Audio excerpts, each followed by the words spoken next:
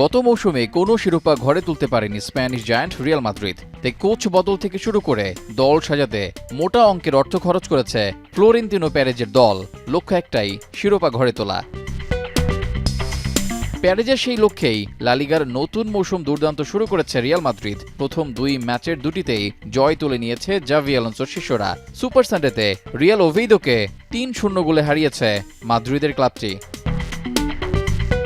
প্রায় ২৫ বছর পর লা লিগাতে রিয়াল মাদ্রিদের বিপক্ষে মাঠে নামে ওভেইদো। ঘরের মাঠ হওয়ায় প্রত্যাশা ছিল বেশি। প্রথমার্ধে যা ভালোই পূরণ করে দলের ফুটবলাররা।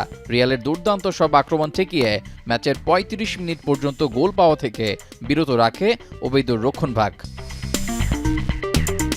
ম্যাচের ৩৬ মিনিটে গোল করে দলকে এগিয়ে দেন কিলিয়ান এমবাপ্পে। এরপর আর কোনো গোল না হলে ১-০ গোলের লিড নিয়ে বিরতিতে যায় লস ব্ল্যাঙ্কোস।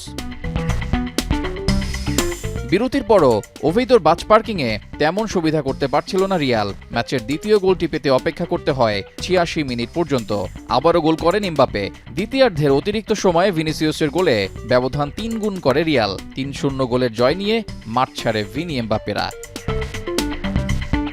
অন্যদিকে ইংলিশ প্রিমিয়ার লিগে রীতিমতো ধুঁকছে ম্যানচেস্টার ইউনাইটেড। প্রথম ম্যাচে হারের পর এবার ফুলহ্যামের বিপক্ষে ড্র নিয়েই সন্তুষ্ট থাকতে হলো রুবেন আমোরিমের শিষ্যদের।